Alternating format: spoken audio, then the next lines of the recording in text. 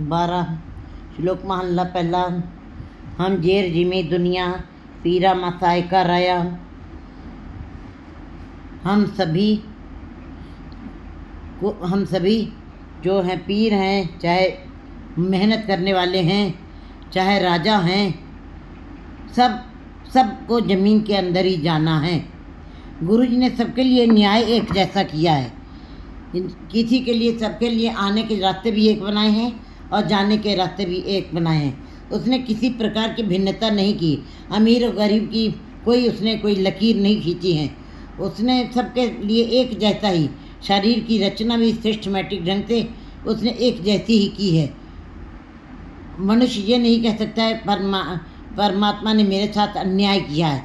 चाहे अमीर है, चाहे गरीब है, चाहे राजा है, चाहे पीर हैं, चाहे मेहनत कशिश वाले लोग हैं, गरीब लोग हैं, मजदूर लोग हैं, वो सब जाएंगे ज़मीन के अंदर ही।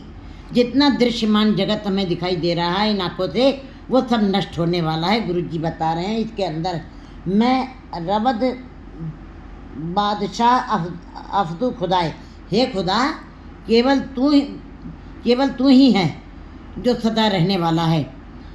आद सच जुगाद सच है भी सच, नानक होती भी सच। सरगुण निर्गुण निरंकार। जब आप निर्गुण रूप में बैठा था, परमात्मा समाधि लगा के बैठा हुआ था, तब भी वो था। सृष्टि की रचना नहीं की थी, पर वो तो परमात्मा मौज में आया है। तब उसने आप साजियो, आप इन्हें रचो ना, तब उसने अपनी सृष्टि की रचना की है सरगुण रूप में। लेकिन दोनों रूप उसके अपने हैं और परमात्मा ने सारा अपने तरीके से, वो परमात्मा निर्गुण रूप में भी तब भी था जब कुछ भी नहीं था। जब कुछ भी नहीं था, शून्य था, तभी भी परमात्मा था। जो आद सच, आद माने जब युग नहीं बने थे तब भी उसकी सत्ता थी, वो उसकी शक्ति थी, उसकी कला बरत रही थी। वो अपने आप में मौज में बैठा हुआ था समाधित्व में। लेकिन जुगाद से जब युगों का निर्माण हुआ तभी भी वो था। आज से जुगाद सच है भी, आज भी वो है सच और कल भी सच होगा। हम लोग मर के मिट के चले जाएंगे। हम लोग काल में हैं, हम सीमित समय में हैं, हमारी इंद्रियां सीमित हैं। इसलिए हम जितना भी संसार का दृश्यमान जगत है, चाहे पीर है, चाहे मेहनत कश लोग हैं, चाहे बड़े बड़े राजा राव हैं, सबको इस ज़मीन के अंदर जब ही दोष हो जाना है और सबको इस ज़मीन के अंदर ही जाना है। ये नहीं कि अमीर आदमी आकाश में दफनाया जाएगा और गरीब ज़मीन के अंदर नहीं। परमात्मा ने अपने धरती सबके लिए एक जैसा ही न्याय बनाया है। उसके घर में सदा सदा न्याय है। हे परमात्मा, तू, हे खुदा, तू सदा रहेगा। सच्चा रोज़ अजल से पहले, सच्चा रोज़ अजल है वो, सच्चा है वो आज भी, नानक सच्चा होगा कल भी वो सदा रहेगा, हम नहीं रहेंगे। लेकिन ये सृष्टि चलती रहेगी। एक तू ही हे खुदा, एक तू है, तू सदा रहेगा, तू कभी नहीं मिटेगा।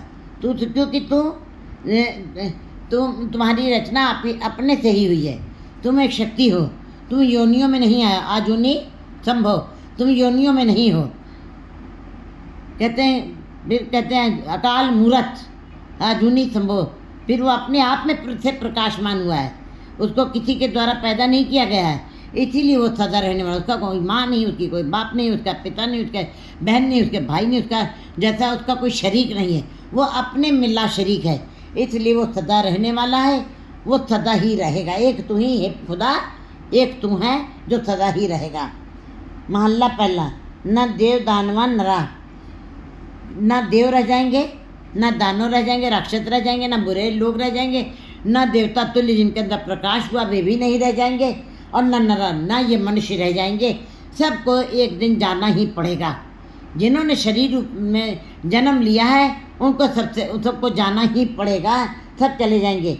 न सिद्ध साधिका धरा, न इस धरती के ऊपर सिद्ध रहेंगे, न साधिक जिन्होंने अपने को साध लिया है, जिन्होंने साधना करके अपने मन को साध लिया है। ऐसे जीव भी जिन्होंने रिद्धियों सिद्धियों के जो मालिक बन गए हैं, जिनके पास बड़ी शक्ति आ गई है, जो अपने अहंकार वश सोचते हैं कि हमने तीनों लोगों के करामात हम कर सकते हैं। लेकिन नहीं, गुरु जी कहते हैं कि उनको भी जाना ही पड़ेगा। मौत सबके ऊपर आएगी, सबको जाना पड़ेगा। केवल एक खुदा है जो जूनियों में नहीं आता है, जो अपने आप से जिसकी पैदाइश हुई है, जिसका कोई माँ नहीं है, जिसका कोई पिता नहीं है, जो योनियों में नहीं आएगा, जो जिसका माता नहीं पिता नहीं तो योनियों में नहीं आएगा।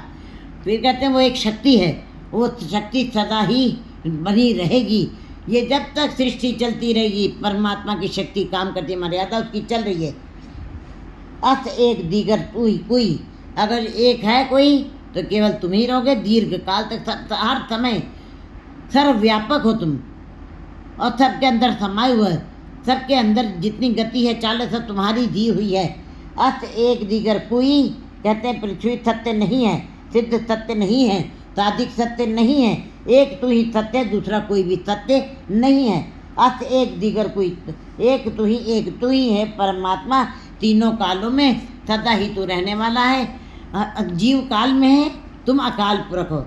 जीव मौत के मुंह में जाएंगे समय बिता करके, जीव तुम्हारे हुक्म से आए, जन्म लिया है, तुम्हारे हुक्म से थोड़े समय के लिए संसार मृत्यु लोक में रहते हैं और तुम्हारे हुक्म से चले जाते हैं। लेकिन हे परमात्मा, तुम अकाल मूर्त हो, तुम अजोनी संभव हो, तुम अपने आप से प्रकाशमान हो, तुम सदा रहने वाले, तुम अजर हो, अमर हो। इसलिए हे परमात्मा, तुम्हारी सदा ही सत्ता बनी रहेगी, तुम सर्वव्यापक हो, रोम रोम में कण कण में तुम समाये हो। कैसे? भूप मध्यजु बास वस्त है, मुकुर मां जैसे छाई। जैसे फूलों में खुशबू है, जैसे चंदन में खुशबू है, ऐसे ही तुम्हारा प्रकाश, तुम्हारी खुशबू, तुम्हारी चांदनी और तुम्हारा पवित्रता, तुम्हारी निर्मलताई सदा ही बनी रहेगी। 2